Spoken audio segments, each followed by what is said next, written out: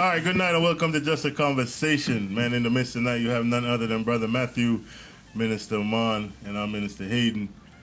Man, it's been an awesome time. It's been an awesome week. Don't forget to hop on over to our YouTube page, which is Just a Conversation. Don't forget to subscribe. Also, you can find us on Instagram, which is just_a_conversation. And also, you can find us now on Spotify, Stitcher, Google Podcasts, as Just a Conversation. Man, it's been a rough week. Matthew? It's been a week, man. Been a week? Oh, you didn't realize here this week? Nah. The reason why I said it's been a week is always realize here. It's just that it's to the point now. I'm not even gonna say it. Honestly, I thought that was like your little intro thing. It's like, here, so we're trying to make you keep up with it. Listen. I realized 2019 it was relaunch year. 2020 it's just life, man. It's like it's crazy. It's like crazy stuff will happen. You will be going through some situations, and then sometimes it's gonna be good, sometimes it's gonna be bad, but it's life. All right, I want to say good night to everyone that's tuning in. God bless you, Sister Marcia Baker. God bless you, Filthy Frame. Ronaldo D. Johnson, God bless you. Everyone that's tuning in, God bless you. Don't forget to share this program out. So, this week has been, tragic, hit the United States of America, pretty much all around the world, with the whole Kobe Bryant situation, and one of the things that I heard, that kind of like, I was like sitting back and I was thinking, they're like, oh, so what happened? Why would God allow this? Our topic tonight is don't be mad at God. Because we try to blame God for situations, even like some stuff that we put ourselves in. We'll quit to blame God like, oh, God put us in a situation, or God is the reason why, we put ourselves. When I think about stuff like that, I think about Jonah, where God gave Jonah a direct order, and what Jonah did, he disobeyed God and just did what he wanted to do. And even when he was doing what he wanted to do, God never said anything to him. God never, said, listen, man, you're not doing it the right way. God watched him do everything he had to do, because at the end of the day, he still went around and did what God wanted him to do. So even when he purchased the ticket, when he got on the boat, God watched him and said, go ahead, do your thing. And then when they're on the ship, guess what? A storm came, and the man is like, listen, what's going on with the storm? And then, Jonah's like, listen, I'm the problem, throw me over. Because he knew inside he was the problem, and the Bible said God created a fish, a great fish, just to swallow Jonah up. And, when you're brought into this world, we all know that we're brought into this world, we're going to have an end date in this world, and it's not like, we've all had people that's close to us that's passed away. We all have people that's real close to us that pass away, partners, family members, people because let me tell you something, when you love, and you love a lot, and somebody that's dear to you that you love pass away, guess what? You feel it. And a lot of people is mourning, even though they didn't even know Kobe. A lot of people is mourning. But in the same token, what about it was like some Marines that died also the same week. Actually a third of them in a helicopter accident also. So those families was affected. Everyone that was in the helicopter with Kobe was affected, so it's people always say, why would God allow this? Just like, we think about 9/11, why would God allow this? It doesn't matter what God allow or what he doesn't allow. We all know that we're going to have an expiry time. We don't, and the thing that I like about it is that I don't know when. Because think about if you knew when you was going to die. You would get up every day worrying like, oh man, you know what? Come whatever date, I'm going to leave this earth. So you're going to be worrying about what date you're going to leave this earth. You're going to be worrying about like, okay, I know this date is coming up where my demise is coming. So I'm actually grateful at the fact that I don't know. I mean, it's just how you look at it, because some people could look at it and prepare for their date. And, like I think in the Bible, Isaiah was sent to Hezekiah, and the Lord told Isaiah to tell Hezekiah, get your house in order. Exactly. Right. So if you know and you get your house in order, then it's not a bad thing. But that's still something that's going to be on your mind, thinking that your demise is soon. But think about when Isaiah, when Hezekiah told Isaiah that, the Bible said that when Hezekiah told Isaiah that, Isaiah turned his face to the wall and said, listen, the grave cannot praise you. The grave cannot give you any praise. And the Lord said, listen, because you hit me with that, I'm going to give you 15 more years. Well, you know, He brought it back to the Lord. He brought the Lord he turned it right back into him. Yeah, but the thing about it is like you say, when he looked at the wall, he took his eyes off him about to die, like the problems of it. Wow. He took his eyes off the worry of it. Yeah. He says, Lord, I served you good in the past. Yep. Now I'm bringing back all the good that I did. Now if you take me, I'm not gonna be able to do any good for you. So extend me. Let me get 15 more years. Well, he didn't ask for it like that, but he was just like, the grave can't praise you, and the Lord, he changed his mind. Yeah, he gave him 15 years. He told Isaiah, he said, turn around. Before Isaiah even left out, he said, turn around. Go back and tell him his prayer was answered. So imagine if the Lord gives you a word and you don't take it like, woe is me, and you don't get mad at God, and you just sit there and you talk to God and you say, hey, Lord, look, man, I did this. I'm willing to do this more. You told me to get my house in order. Okay, I see you. I hear you. I feel you. I'm going to get my house in order for you. Right. What you think he going to do? Right. He going to bless you. Right. So, and we have to come to the understanding and come to the grips, that, God gives life and he takes it away. That's it. And, just like, when you live your life, day to day, the Bible says no man know the day nor the hour. No. And honestly, when I was reading Revelation, I want to say like a month ago. Yeah. And when I was reading about like the whole, how the rapture and everything's going to be, honestly, I don't want to be on earth. I don't know about you, but when I see like all the destruction and everything that's going to happen, I personally don't want to be here for that. I'd rather be gone. And then he says, the dead in Christ should rise first. Yeah. I'd rather rise above that stuff than to be here when all that's going on, because the plagues and everything that's going to be going on. It's just going to be that's a rough day, a rough time here on earth. So it's R.I.P. to everyone that that fell out this week. Not only the celebrity and his daughter, but also the other people that was on the chopper, other people that lost a loved one this week, R.I.P. to them, because, it hurts, and it's going to hurt. It's going to hurt for a while, but there's going to come a time when you just, let me tell you something. One thing I've noticed, Minister Amon, and even when you lose something in life, and it's not to sound like, I'm not like, how would you say, sympathetic, but life goes on. It does. You know what I mean? And can't stop living. You can't stop living, because guess what? Come tomorrow, you're going to be faced with the same thing you were facing today. Yeah. So life still goes on. And when you get a grips of it, like, listen, like, oh, wow, like, man, I just lost this person. It hurts, because you love that person. I remember when my stepfather passed away, that man wasn't even my father, and it affected me. And it affected me into a way where it was just like, I thought at like one point, like I went into a whole depression stage, because this man ain't never treat me with no kind of like separation or segregation or any disrespect. This man treated me like I was one of like I was his child. Son, he played with me, everything, whatever. It doesn't matter. He treated me like I was his son. Yeah. So when I got the news that the man passed, my stepfather passed, it affected me. And I fell into like a whole little like depressed stage. When I fell into that page, I had to pretty much pick myself back up. I had to say, listen, life is still living, man. The world is still ticking. The world is still spinning. Time is still ticking. Everything is still moving. So you have to get back up and start moving with the time. Is it going to be easy? No, it's not going to be easy. It's going to be rough. But that's something. I remember we had Sister Dawn on here, and she was talking about like the whole suicide thing and stuff like that. When I think about situations like that, this is just people out there that needs help. And a lot of people is going through different kind of situation, different kind of problems, different kind of things that they're facing. Yes, sir. And when something like this hits you, it could really mess you up. You lost your father not too long ago. Yeah. And nobody saw like the internal side of you. They just saw the exterior. You were good, everything was fine. Yeah. Everybody was looking like, man, Minister Amon is in good spirits, but nobody probably had sit you down, one-on-one and have a discussion with you. Would have been a different thing. Yeah. But just looking at you from the outside, they're like, oh man, he looks like he's good. He's a trooper. Yeah, you're a trooper. Yeah, you're holding it together, because guess what? At the end of the day, you still got a family. You got to move on. Of course. And only you can explain that. Because I lost my stepfather, and that was like, trust me, that hit me. Yeah. So I couldn't even imagine like losing my pops. And it's just one of them things. Like we understand like the Bible tells us the day you were born. Guess what? You have a set time you're going to be gone. That's it. I even said on our prior to those in China. China is going through it too. Yeah, that disease. They said people just. I pray to God it don't come over here. What was that thing that went around the time? Swine flu. There's a lot of Ebola, things, man. a lot of stuff, and that stuff actually made it to the States. Yeah. You know, and it's just rough. Like, you know, like I said, these plagues, man.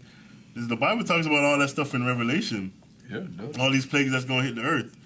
You know, so you know, it's like an encouraged thing where we just encourage for like, listen, don't be mad at God. You know, when situation happened. You know, I remember 9/11. People was like, why would God allow this? Man, like 2,000 people died in one day.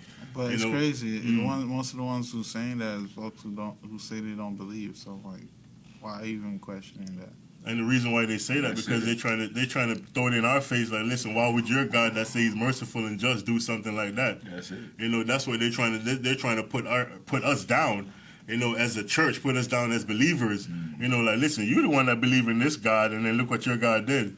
Not thinking like, okay, it must be a reason why he did it. We don't know the reason. We don't know the reason why people have to die. We just know that once you enter this earth, you have to die. It's appointed man wants to die. Yeah. Ain't that what the Bible says? It's like, for instance, at my job, I get these calls where the customers calling them because they can't pay their bill, and they're saying, "Oh, the company's cheating. You and your company is cheating." I'm like, They what? say you and your company. Yeah, I'm like, did you not pay your bill for a certain period of time? Yes. That's the reason why. It's like it's not because of the company. This is money that you owe the company. So it's like, pay your bill. So that's how I view most of these situations when they're like, "Oh, cursing God." It's like, did you actually pray for their well-being? Did you actually try to go that extra mile for them? No. Okay, then their situation does happen. God, even the people in the Bible who worship God and stuff like that, they had to go through situations. It's not like they could avoid it. These are certain situations are there to help you build. Yes, so yes, it's gonna be, some of it's gonna be ugly, and then yes, some of it's gonna be nice. But are you willing to walk with me? It's just like with Peter. God said he pretty much stepped out on the boat. He wanted to walk with God, but at the same time, he let the situation around him affect him. So that's why he started sinking. But initially, just walk with me. No fear, no hesitation, no doubt. Just and look how God worked. He was able to actually walk on water for a period. So it's like, yes, there's going to be situations in life that's rough, but are you willing to walk? Initially, sometimes it's gonna be easy, and sometimes your experience is completely different, where it's gonna be really hellish. But are you willing to walk? That's at the end of the day. That's how I look at it. I mean, it's a choice. Like what we were saying before. Like, honestly, I got to a point in place where, like you said, things are going to happen. There's gonna be sunshine when you wake up. There's gonna be rain at times too. You know, you give God thanks for the sunshine. You give God thanks for the rain. It's not like you could sit here and blame God or get mad at God, you know, for anything that He gives. You know, because He allows certain things to happen, and at the end of the day, it's supposed to refine us. It's supposed to prove us. It's supposed to test us. But at the end of the day, we also have a choice. Yeah, we do have a choice. But the point being is, like, for instance, I can see the bad in something. I can see the bad in lemons. Or I can see the good in lemons. I can make lemonade with them. But a lot of times, a lot of people feel they want to hold somebody else accountable instead of holding their self accountable and say, I could prepare for better if this happens in the future. Like, to me, like, even in my marriage, like, there were certain things when I was in a relationship with my wife that certain things were happening, and it was messed up. It was bad. But it really solidified and it cemented the vows when I was like, you know, for richer or for poorer, you know what I'm saying, in sickness and in health, till death do us part. Because now, I went through a lot before we were married. Now, it's going to take a monster to shake my marriage. Exactly. And that's what I'm saying. That's the proof that God wants from you. God don't want you to serve Him when everything is right. Exactly. Just that alone. He wants to know that you're going to serve Him. Like, imagine if your life just turned out like Job. Imagine if your kids started dying. Imagine if your houses started being destroyed. Your body started turning on you. Your finances was gone. Your wife even says, you know, curse God and die. Your friends turn against you. You still going to serve God? See, a lot of people will walk away from all that. And God knows that. But he wants to prove you. Like Peter, he said, Peter, you're going to deny me 3 times. Yep. Peter had to get close to that fire. Peter had to get close to them people like you know, hey, you look like the dude. And Peter was like, when he was talking to Jesus, when there was no pressure around him, he was like, nah, never. 3 times. You know what I'm saying? He denied him when he got next to that heat, when he got next to that fire. Now, if he had, you know what I'm saying, been prepared, like Jesus was trying to prepare him, he would have passed that test when he got to it. How I look at it is like, you can't, when you're not going through certain things, a lot of people talk with bravado, just like what you said. Of course. But at the same time, it's like, those times is when you really have to be down on your knees, in my books, because the same things that you said that won't happen, that's where you're going to be tested. And it's like our topic tonight about criticisms. What was it? Don't be mad at God. Huh? Don't be mad at God. Yeah, that too. Mm-hmm. So living with criticism. Living with criticism. Yeah. That's it. Mm-hmm. So it's like, yes, situation gonna get rough. All right, perfect example. My doctor, a while back when I was in high school, said, because he noticed that I had a nasal problem. Mm-hmm. He's like, you eat a lot of cheese? I'm like, yeah. You eat dairy? Like, yeah. All right, cut that out. I'm like, what? Why? Oh, because it's that's one of the issues that's causing your nasal issues. You need to cut down on dairy. I'm like, all right, doctor. All right. Doctor. Within seconds after leaving that clinic, and I reach home. Oh, let me get a piece of cheese. And it's like, yes, you hear it, but are you going to let that stop you? No. Setting yourself up. But the thing that I want people to understand is like, if there's a manual that's written, just like if you have a manual for your car, it's going to tell you, listen, look in your trunk, you're going to see the tools, and it shows you how to jack the car up and take the lug off. Yeah. If the Bible going to say you're going born and it's appointed for you to die, if the Bible is not fulfilling these things, people are not going to believe. That's it. Right? So now the Bible talks about, wars. It talks about earthquakes. We had an earthquake today, a 7.3 earthquake that was off the coast of Cayman and Jamaica. Wow. And Cuba. Yeah, so we had an earthquake today. The Bible talks about that. Yeah. So if the Bible don't fulfill itself, then who's going to believe it? Yeah. You understand what I'm saying? Then you're going to start thinking it's fiction. You're going to start thinking it's not real. So now when the Bible is saying that these things are going to happen and you're starting to see them manifest. And they happen. So are you not believing now? Yeah, I mean, but the thing about it is it's like, for instance, like, who can you give the credit to for the blue sky? Exactly. Or the blue ocean? Or the ocean. Yeah, who can you can't give the credit to statues, or you can't give the credit to images. Yeah. So the thing about it is the very world that we live in, there's proof that there is a God. Right. But people they want different kind of proof. And I think that's the problem with a lot of people. It's expectations. Like imagine those people that got on that chopper, that helicopter with Kobe. They was like, man, this is the greatest. Man, we with a living legend. We riding next to Kobe Bryant. This is the greatest day of our life. But not even that. A lot of us get up in the morning and we wake up with the expectation that we're going to go back home, right or wrong. Yeah. So even when you get up, it's we don't understand. Like, life is precious, and when you start living life itself, and start to enjoy life itself. Enjoying life doesn't mean you have to be a millionaire. You could be poor and enjoy life. You understand what I'm saying? But people think like you have to have this and have these accommodations for you to enjoy life. Enjoying life is not about that. Simple things in life, simple things are blessings. The fact that you wake up is an enjoyment. So when you start looking at the fact that you woke up this morning, and just like in a second, anybody can get a phone call like, yo, that person's not coming home. It just takes. That's like you could blink your eye. That's how it is when somebody that's demised from this earth. Yeah. So a lot of people like out of anger. But when I think about Job, when Job lost everything, and his wife was like, "Listen, you need to curse your God." He's like, "Why would I want to do that?" You know what I'm saying? You understand what I'm saying? So it's like we as a human being, whenever something tragic happens around us, the first thing we want to do is we want to blame God. We want to say, God, why these things are happening to me? If you're such a just God, You know, why these things happening? We have to understand, like, the Bible has to fulfill itself. The day you're born, you have a day you're going to leave this earth. Everyone majority of the people we see around us, I'm not going to say everyone, because a lot of people might live to the rapture. But majority of the people that we see around us, one day you're not going to see them no more. But okay, for instance, when you said, and like you said, and I kind of sympathize and feel the same way you feel. Like you wouldn't want to be in the time of the tribulation, and you know you wouldn't want to miss the rapture. But imagine, what if you did? What if you were there? Would that affect how you serve God? No, it's not going to affect my service, because the fact is that I'm aware of it. Yeah.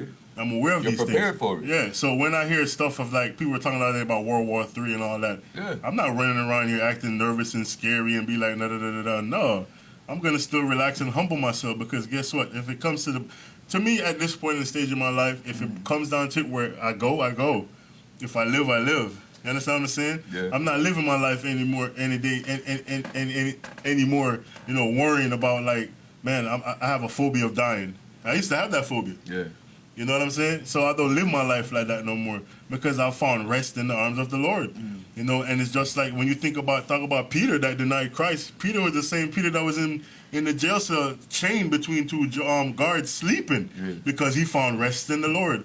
You know, when he found that rest in the Lord, he was just sleeping, he was relaxing. And the Bible said the angel came and smote him and said, wake up. Yeah. You know what I mean? That's how deep he was sleeping. He was gone. But it's almost like, get prepared. Yeah. It's almost like, get ready for this move that's about to happen. Because if you sleeping and you miss it, then you missed it. You missed it. And that's what I'm trying to say. It's like, the thing about it is, you know, as long as we get prepared in Christ, in God, for anything, it doesn't matter what comes against us. We're going to be okay. That's what Jesus was trying to tell Peter. He was like, man, look, man, if you knew like I knew, you would be praying right now, because the devil is going to desire to sift you as wheat.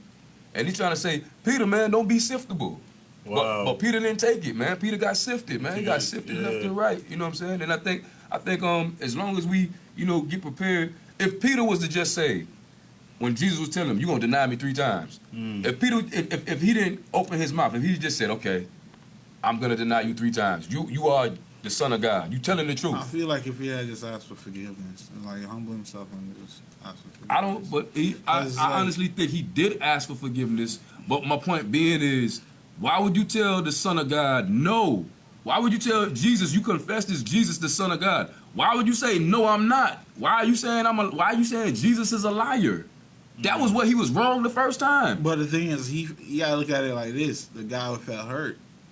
It didn't matter what he felt. This is the truth. Telling you the truth hurts you. The truth hurts a lot of people. But this it's is like the truth some telling you. people, we understand that the truth hurts, but when we actually face with that truth, it's gonna hit, and it's like our first reaction. Yes, it should be like, okay, how could I change? But it's like, nah, you're gonna deny it first. And that's what happened. He denied it first. But my because point when it is, actually hit, because it's like you could hear it saying a lot. It's like your parents might have taught you like a lot of things, like what you need to do in order to be to move in life. And yeah, you hear it, but until you actually go through a situation that cause you to prove yourself, it's like okay. Okay, let me ask you this: What do you think that it would have took Peter that confessed when everyone was like, when Jesus says, who do they say that I am? Who do men say that I am? Peter says, I say that you're the Son of God. Everyone was saying you're a prophet. Everyone was saying you're John the Baptist come back. You're a prophet come back. Peter said that you are the Son of God. And he knew it. He walked on water. He knew it. He seen Jesus turn water into wine. He knew he was the Son of God. So when the Son of God is telling you, you're going to deny me 3 times, coming from the Son of God that cannot lie, what is your choice to not believe him? That's my point being. What was your choice to sit there and say, nah, I'm not? What is your choice to trust in yourself more than the Son of God and say, I'm not going to deny you, I love you? What is your explanation going to be? Because being the fact that he actually walked with Jesus. That's what I'm saying. You know, and when you think about even when Jesus was at the Garden of Gethsemane, you know, and he was who was with him? Peter, John, and James. And they were always with him. So it should have been a point in Peter's walk where he's like, listen, like, I'm not going to deny it. He really meant it. Well, the thing, You know what I mean? how I look at it is like this: we die to flesh daily, so there are times when we are gonna slip. Of And course. when you have a certain, it's like you my right hand man, right? And it's like you will give up almost anything to be to just make sure that I'm good. Mm-hmm. So when somebody, even if it's this you're the main guy saying like, yo, you cool, we family and everything, but you gonna betray me. He's like, what? Yeah, it's gonna hurt, and yeah, you may know the truth, but emotion is crazy, and it's like, especially when you have like when you know yourself, you can't fathom But listen, yourself Brother because Matt, you never been through a situation that tested you like Brother that. Matt, this is why when it comes to me, this is why I try not to, when people speak, I try to understand what they saying. I don't try to say, no, you wrong. No, I'm not. I don't try to say no. I don't try to say anything like that because I don't know. So all I can do is keep my mouth shut and watch it. And if Peter had kept his mouth shut and just watched it and didn't say anything, You'd have been okay. he would have been more prepared than he was sitting there saying, I would never deny you. I would never do it. And I think that's the problem a lot of times when people say, when they'll sit there and say, I never, God's sitting there looking like, oh yeah? You'll never? Okay, let me see this. And he tests you. that there. Now, if you was to humble yourself and sit there and say, I don't know, God is sitting from a vantage point that I cannot see. He's looking at things that I don't know. He's in heaven, I'm on earth. I don't know. If you were to humble yourself as a child and be like, yes, sir, I'm subject to what your will is. I'm subject to what you're saying. You would have a better result. He would exalt you more. But even Paul was like that, because you remember when Paul was on the ship and the ship was shipwrecked, and then they got to the other side by the island, you know, and they were gathering up sticks and everything. And Paul's like, listen, man, I can't just watch them work. Let me go help them. Yeah. And when Paul started getting up the stick, the viper lashed it onto him. Yeah. And they're like, yo, this man is a Criminal. He's a murderer, a yeah. murderer. And guess what? He had explained it, and he didn't say nothing. No. He just shook it off, and he just kept on going. Yeah. You know, and that's basically what you're saying. Like, listen, Peter didn't have to he's right. He should have just kept his mouth. He kept his mouth shut, and didn't have to say nothing. You know, but it was just Peter. Peter was just one of those guys. You know, when you talk about the devil said he designed to sift Peter as wheat. You know, Jesus always referred to wheat. You know, let the wheat and the tear grow together, yeah. but until the day of harvest. But Jesus said, listen, I'm going to pray for you. Yeah. You know, I'm going to pray for your faith. That's what he said, your faith. He said, I'm going to pray for you, Peter. I'm going to pray that your faith, don't fail. Because we all know Peter was rough. Yeah. He cussed. Yeah. You know, he was quick. He was an angry person. Yeah. You know, he was the same Peter that cut the guards ears off when they came for Jesus. You know, so that's the same Peter. So Peter's like, the Lord is like, listen, I'm going to pray for your faith, so your faith don't fail you. Man. You know, and when you have faith in God and you trust in God 100%, you just find a different peace. You know, in my eyes, and I can only speak for me. You know, because it's a lot of stuff like I've given up. It's a lot of stuff that I'm working on giving up. You know, and people might look at it and say, oh, that's nothing, that's something, but that's on you. Yeah. You know, to me, it's just. It's going to take a time for me to give it up, and I'm working on myself. Every day is a process for me. Yeah. Every day is a process for me, and you have to trust that process. And until we trust the process and understand that when you start eliminating certain things out of your atmosphere, eliminating certain things out of your surroundings, eliminating certain things out of you, it's so much easier for you to eliminate the big picture out of it. Because it starts with the little things first before you can eliminate the big thing. Oh, yeah. Nobody does get up the next day and say, listen, I'm going on a diet, I'm just going to eat salads or whatever. I guarantee before that day done, they cheat. Yeah, it starts off small. I guarantee before that day done is cheat. You show me anybody that get up and say, oh, you know what? I'm finna go jump. I'm gonna go on a diet. I'm gonna eat salads all day, and watch what happens before they reach home. Man, I guarantee by the time they get home, they snacking on some Cheetos or something, and they're like, oh man, I did good today, so I can have this. Because you have to get mentally prepared. You gotta be not only mentally prepared, but you have to wean yourself off certain things. You gotta wind yourself off it. Bro, if you just drop something like that, you'll pick it up back in a heartbeat.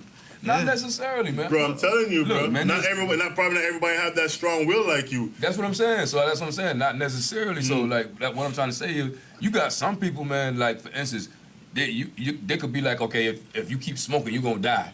And they got that little tracheotomy, they got that hole, and they smoking through that. They don't care. Because, They don't care, you're right. Because they're locked in. You know what I'm saying? But then you got some people that if you tell them, if you smoke again, you gonna die. They won't smoke. They'll find a substitute. They'll chew gum. They'll eat the nicotine gum, or they'll get a nicotine patch. You got some people that won't dare to, but you got some people that will stop. But you just made it clear. They might stop smoking, but guess what? They're still doing something for that nicotine. The gum, but that's still the nicotine. But so I can say to myself, like, listen, I'm gonna stop drinking alcohol, but guess what? Now I'm gonna buy a non-alcoholic beer. It's the same thing.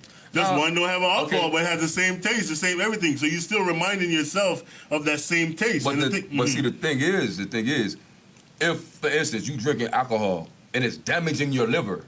Oh, that's different. No, it's not different. That's what I'm trying to say. That's what I'm trying to say. So if you smoking cigarettes and it's damaging your lungs, and they tell you if you keep on smoking, your lungs gonna go out, and you're not gonna be able to fight off disease. You're gonna get pneumonia. You're gonna die, or your lungs is gonna collapse. You're not gonna be able to breathe, and you chewing nicotine gum. Then at least you living. But you got some people that's like, you tell them, and they still smoking, and they lung collapse. Who's a prime example of that is Trick Daddy. You know, he has like lupus, and they tell him to stop doing a lot of stuff, and he's like, listen, I'm still gonna do it. Look at him now. He just looks rough. But think about this, right? And this is, I understand him because he's been taking, these drugs for so long that his body has become dependent, and he has a tolerance of all. If he stops it, he will die. You think so? Yeah, he will. He will. Wow. I know my cousin. My cousin used to drink beer. He used to drink Guinness, and he would drink. He tried to stop drinking Guinness cold turkey, and his body did not accept it. It turned on him, and he passed away. He got sick and passed away. Wow, I know I've seen people going through that whole process of winding themselves off certain drugs, and that's just a rough That's thing why, to watch. like if someone is on like real hard drugs and they go to the hospital, they give them something like morphine, or they give them something like Valium. They give them something to take the edge off. Because if they don't, their body gonna be like, hey, I'm used to having this around this time. I'm used to having this amount in me at this time. And if they don't get it, their body will turn on them and kill them.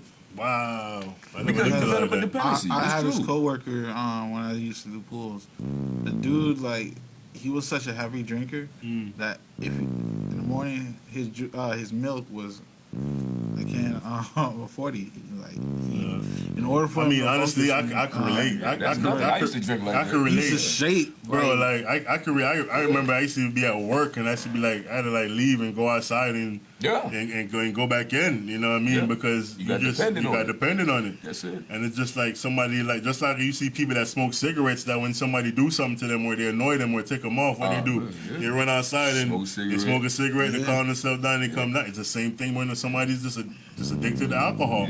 You know, and I remember my wife one time, she was like, listen, like, you can't keep doing this. Like, I remember one time she cleaned out my truck, bro, and the whole back of my truck, she just had like a garbage bag just full of like beer bottles, cans, and it's just on my way home from work after a day of work, I used to stop and buy like I don't know what you call it, like a 40, but not really a 40, but they have the Corona, whatever, 32. And I used to just hit that on the way home, and people don't understand, like, that's the life that you're coming from. So when you see somebody like us that can give up certain things, why you think you can't do it?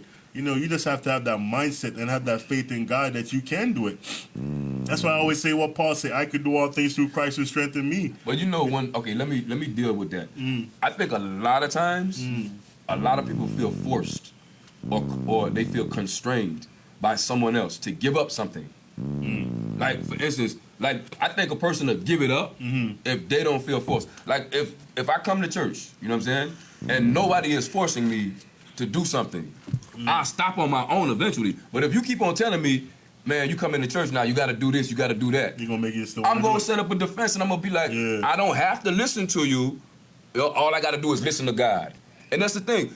Sometimes we're giving advice as men to men, when all we got to do is sit back, be still, and let God give the advice to the man or the woman. And they'll get it.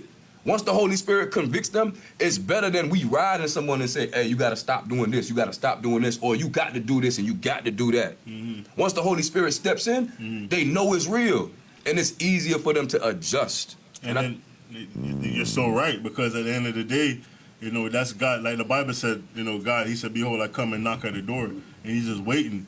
You know, he's just waiting for an opportune time. And then once you give him that time, he'll fix all things. He'll clear all things. Anything that you're addicted to, he'll take that away from you. You know, and you know, the biggest thing for me, and he gets the glory. He does get the glory. Not you, not the person that says, you know, stop this and stop that. Yeah. Because they're gonna be like, hey, I told, you know what I'm saying, so and so to stop this. And they did. And they did it. Yeah. And then the person gonna be like, hey, so how you stop drinking? Oh, so and so told me to stop drinking and I stopped. Yeah. So they're gonna get the glory. They're giving the glory to God right there. Question though, it's like I hear I like what y'all saying. It's like you guys had certain things that before you came to Christ, it's like you were heavily on like drinking, like bottles. Bottles, bro. So my thing is, how do you not let the negative criticisms of the folks around you like cause you to like, you know what, let me step back. To me, honestly, to me, who cares? That's what I was about to say. Who cares? Like when David sinned in Psalms 51, he says, I didn't sin against anybody but God and in front of heaven. So who cares what anybody else thinks? God is the one that redeemed my soul. So what I do is for God. You know what I'm saying? What I do is for God's will. If God wants to direct me and do something for somebody else, like I don't come to church for the people in the church. I don't come to church for, you know what I'm saying, to look good in front of people. Can you say that one more time? I don't come to church for the people in the church. I don't come to church to look good in front of the people. One more time. I don't come to church for anybody but God. I don't care if it's one person in here. I don't care if it's nobody in here. Praising no man. I know God sees me. We praising God. I know God. I know the persecution or the struggle or the sacrifice. I know when I come and I give my hallelujah to him on a night when nobody's here. I know God hears me. I don't care if don't nobody else hear me. I know there's witnesses in here.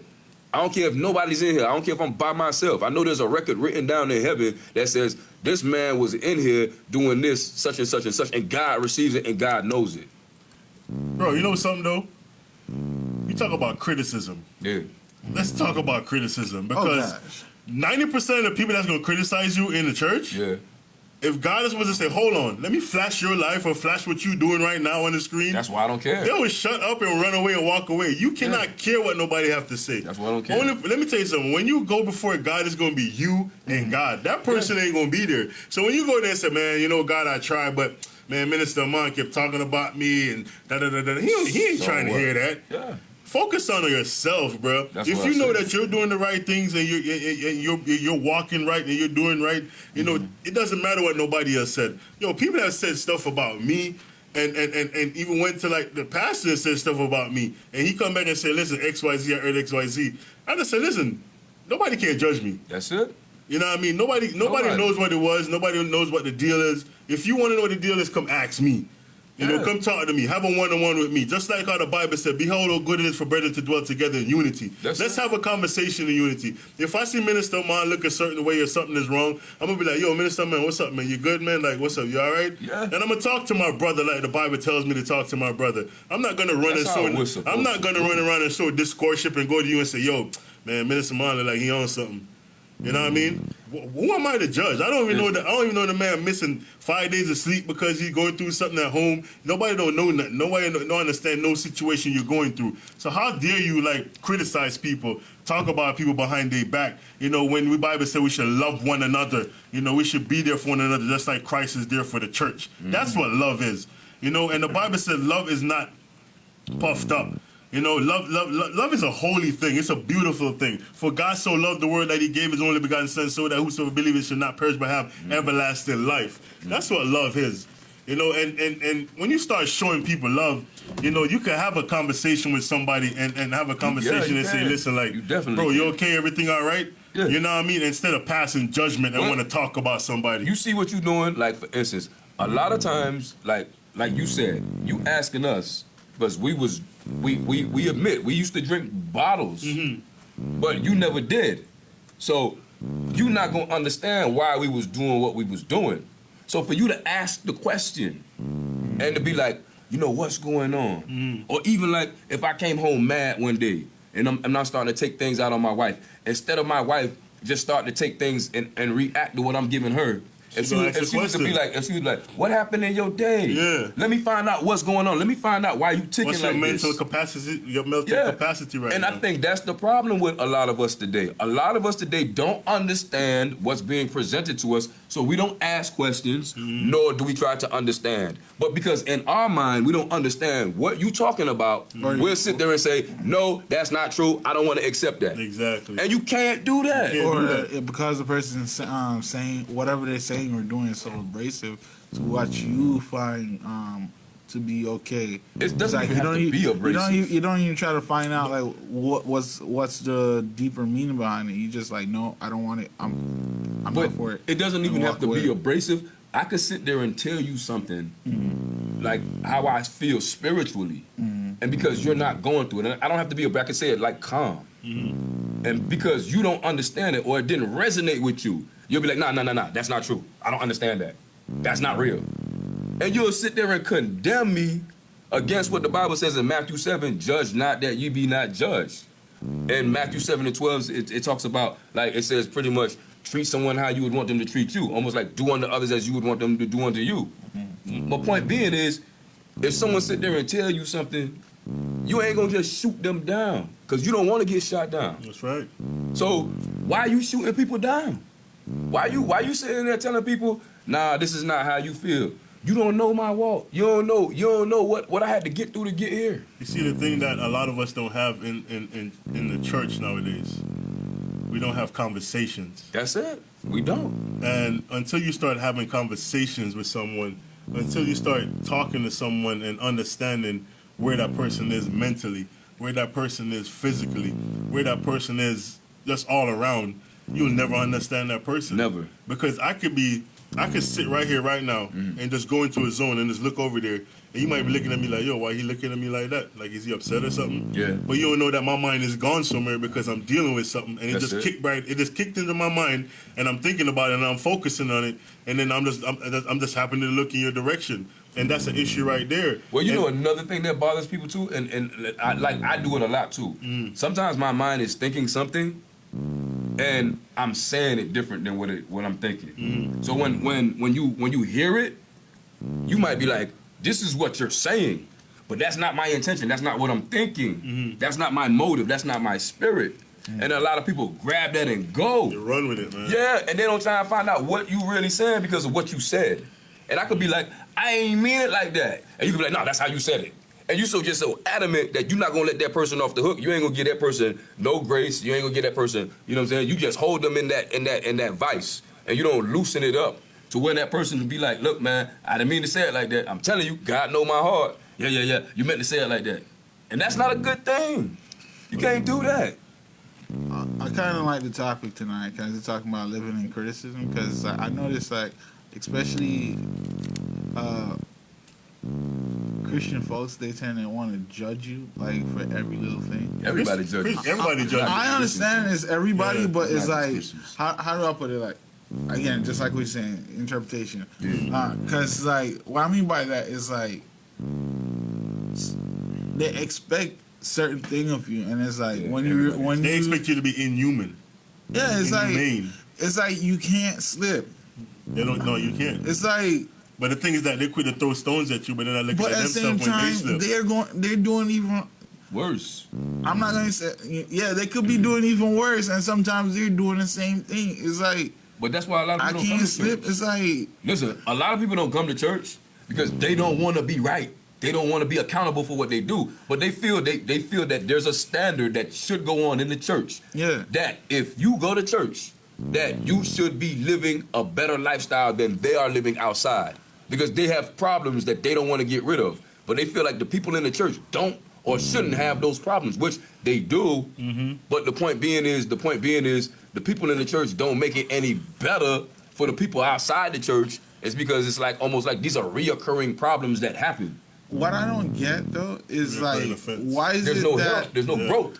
my thing is, why is it that you think that the people in church are better than Because they should be getting mature. They should be getting better. They should be more and more of Jesus should be appearing in them. It's like this. That's it's like, why. What you're saying is like this.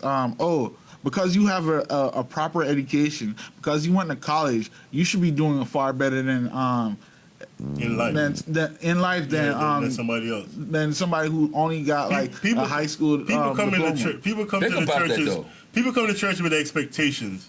Yeah. They want to see straight. And if you walk out of line a little bit, or if you slip a little bit, guess what? You're a hypocrite. Okay, let me ask you this. Not the fact that you're a human being. You're just a hypocrite. Okay. You know, because you're supposed to, like the Bible says, turn the other cheek if somebody hits you. A lot of people's not going to do that. All right, how have you Christian walk? And I'm not saying that everybody view it like me, but for me, when you live out in the world, you live in. It's like it's like you. But there's still rules out there. But here's the thing: I view it like you're driving on a highway. There's rules everywhere. Wide American highway. I gotta be specific. Now. So American highway, wide, clear, and the roads are mostly decent. Speed. And you could just speed, Press especially go, yeah. depends on certain areas. You could just zoom, and then how I view Christian walk is like that unbeaten path. It's like think about it like when a person's hiking. The road is always gonna be bumpy.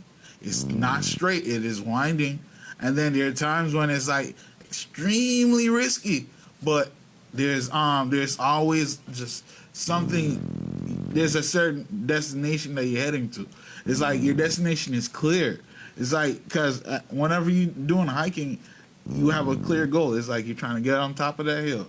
But So let you me ask you see this though, bro. If you're walking that path, that rugged path, and you're maneuvering through it, are you still tripping over Yes. Same thing. or are you learning how to maneuver better? Because guess what? You know where judgment starts at?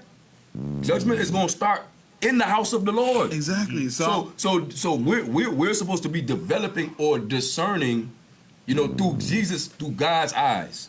And we're supposed to be better judges of what's right and wrong according to his word and according to his Holy Spirit. And we are supposed to be examples in light to the people in the world that don't have that. So if we're still messing up year after year and they can't come in and we can't be examples to them because we're doing the same thing as them or worse, Right. then of course they have a right to be mad at us. Of course they have a right to be like, hey, I'm trying to get in, I'm trying to get to a better no, place. what I'm saying is that yes, we're still valuable. We're still human beings. So I understand that. Yes, we are supposed to be striving for better, but don't put me on a pedestal because I am not better than you. We're not perfect. We're not Basically. perfect. We understand that, but are you going to look to someone, a priest, a pastor, an apostle? Are you going to look to someone in sin? Are you going to go and worship someone that's sleeping with females? Are you going to are you going to be like, you're not perfect? So I'm not. So I'm going to your church and worshiping. you're mismanaging the money. You're sleeping with females. You're doing. That doesn't fly it, bro. That doesn't fly it. Just because we're not supposed to. We're human and we're not supposed to be. They hold you to a higher standard. Because why do they come to preachers to get married? Why do they come to preachers to bless their babies? They might not even be in the church, but they hold us to a higher standard. And I'm not saying it's fair. I'm not saying it's right or wrong, but that's how the world is. But that's the reality of it. Oh, somebody said some people go to church but not in the church. So as we apply, we grow. We can't say how fast or how slow people are growing. But I mean, people should be growing.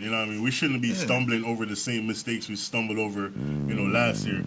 Just like what Paul said, when I was a child, I spake as a child, I understood as a child, but when I became a man, I put away childish thing. Also in the Bible, it said when you was a babe, you was drinking milk, but now you should be eating meat.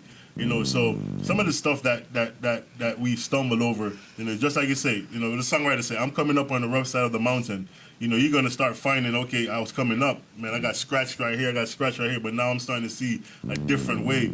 I see a grip right there. Let me go for this grip instead of trying to grip on the bush that I gripped on the last time and messed my whole hand up and tore my whole hand up. Yeah, so we should, every day that we walk with Christ, we should be finding a better way. The Holy Spirit should be manifesting more inside of us because we should be growing, as individuals. And when you grow as individuals, you don't disrespect people. You don't treat people in any way. You don't criticize people. You don't judge people. You find out what God said, and he said, listen, we should love one another, and then you find out what that person is going through. That's why my prayer now is to have, a discernment. I want laser discernment where I could see Like if somebody's hurting, you know, because sometimes, you know, people be hurting. And, you know, like some of us, like, especially me, like I'm a person right now where I joke a lot, you know, because I'm trying to, like, get that edge off where people just look at me like, you know, this towering big guy that's just a mean person. So I joke a lot. So you don't want to, like, somebody's going through something and you're joking with them, they might take that the wrong way. Yeah. You know, so it's good right now as believers, you know, where we get that laser discernment and understand, like, man, this okay, I see what you're going through, you know, let me help you pray. Let me help you get through it. You know, and understand, because like a lot of people is going through stuff and they're seeking God, they want to pray to God, you know, but at the same time, they're looking at God like, God, why? You know, and then we have to understand, like, you're going to go through some stuff so you could grow. That's how you grow. Just like when you were a baby, your mom didn't have a stomach, right? When you first got pregnant, your mom didn't have a stomach. Come trimesters, guess what? You start growing, so she had to grow. You know, so the more you grow, the baby had to turn, it had to tumble, it kicked, it punched, it did all of that.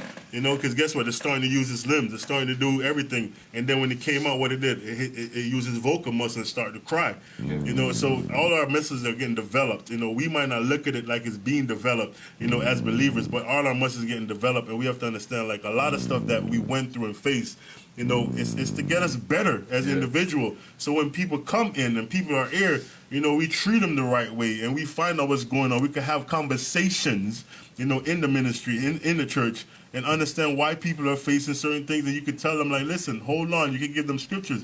That's why the Bible, that's why the Lord is saying, listen, stay in your word. Because the word helps, bro. Believe it or not, the word helps.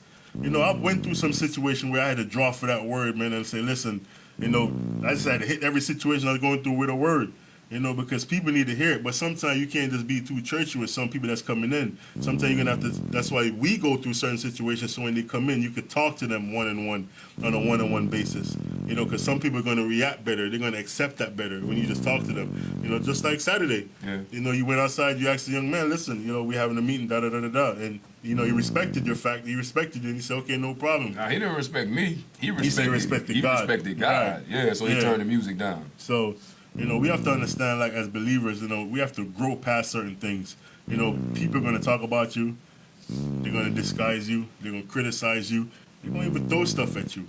But we have to understand that that's how we're going to get better. That's how we're going to move. You know, we're going to get a thicker skin towards certain things. You know, and that's how you grow in ministry, and that's how you grow as individuals. You know, so that you don't treat people the way you were treated. You know, even with my job, I look at the way, like, I was treated coming up, and I'm saying, listen, I'm not going to treat nobody like that now. You know, it's times when I want to do things like go watch, like, my son perform or do something like that, and they're like, nah, you can't go. And I refuse to do that now, because that's a learning step. That was a learning step for me. It was like, listen, you can't have people that's disown their family, not there for their family, not doing anything for their family. You know what I mean? Stuff is going on, and you're just missing.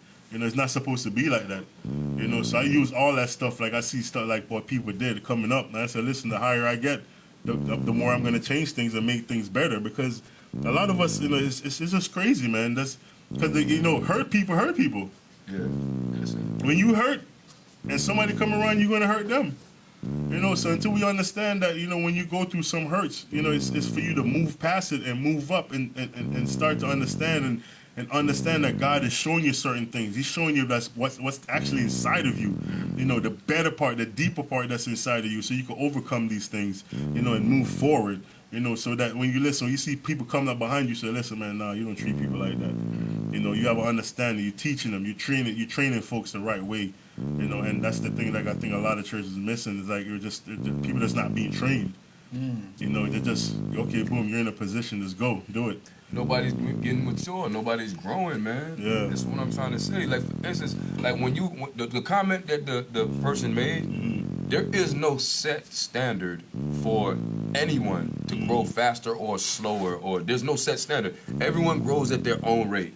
But the point is that if you get 3 months, right, there's an average that the baby's head is supposed to be, the circumference of their head. They're gonna say, okay, if they're in that average, they're okay. If they're above average. That's good too. If they're below, you know what I'm saying? They're still in a range almost average, that's okay. But if they way low, they're gonna take preventative measures to try and help that baby to get through. Because if you lagging too far behind, something is wrong.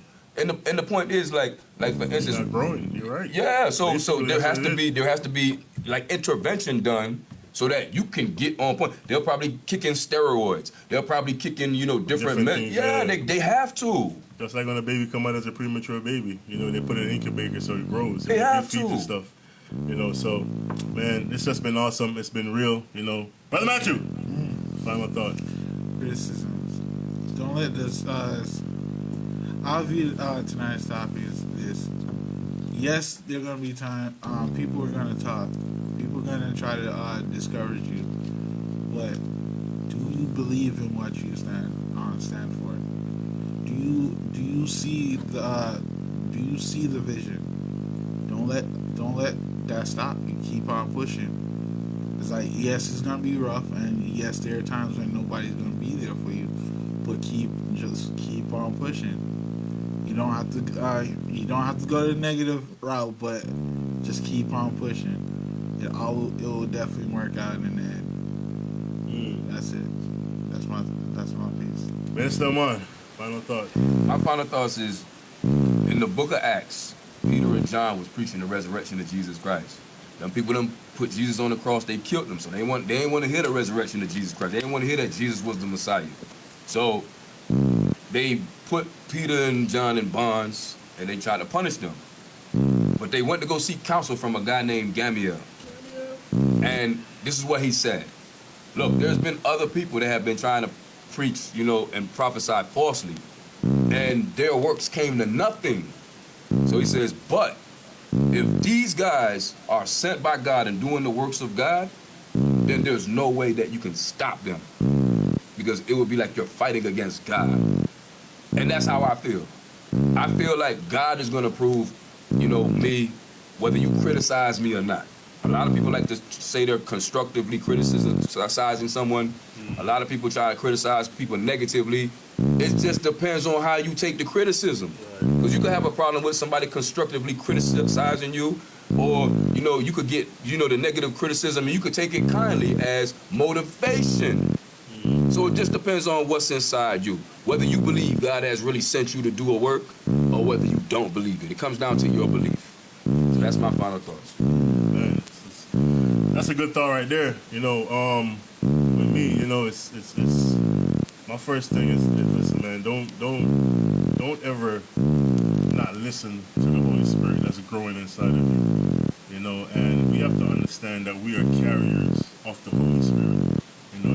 If you have the Holy Spirit with heaven and speak in tongues, you are the carrier of the Holy Spirit. You're gonna go through situations, and I encourage you when you go through. Like I went through something, the end of last year, and I started to get mad, at God because I was holding on to a word, and I said, listen, instead of me starting to mess myself with people more, which a lot of people will do, I went to God and I said, listen, God, I'm gonna be honest with you.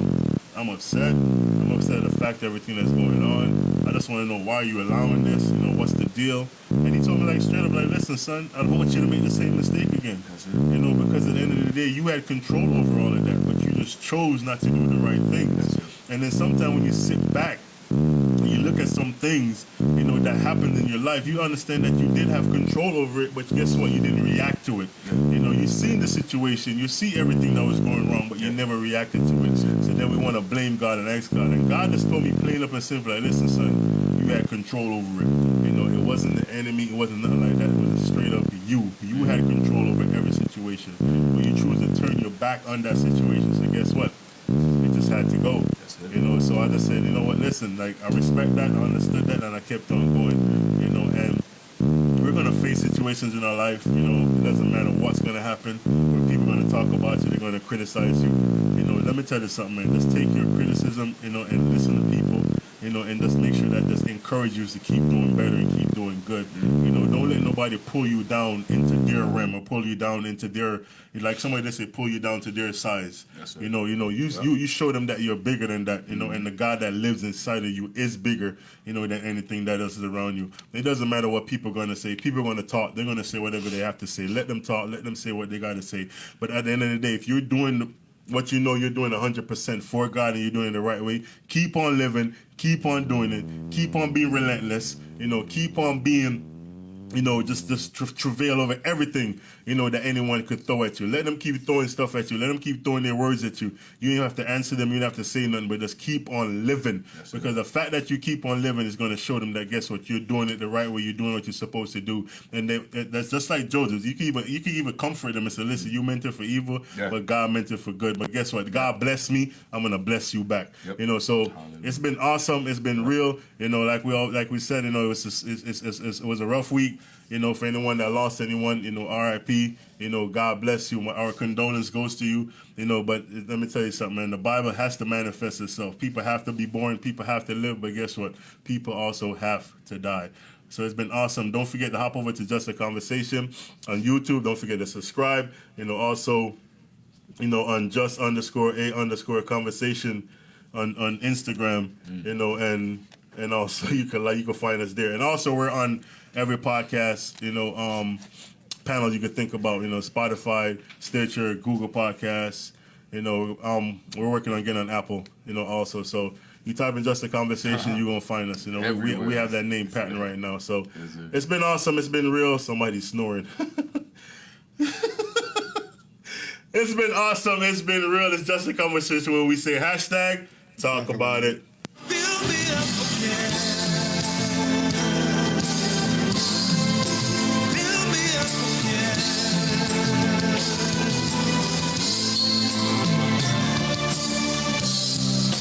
Lately I've been too busy, but I really miss you, friend. I need you, Lord, right now, right now. Fill me up again. Fill me up again.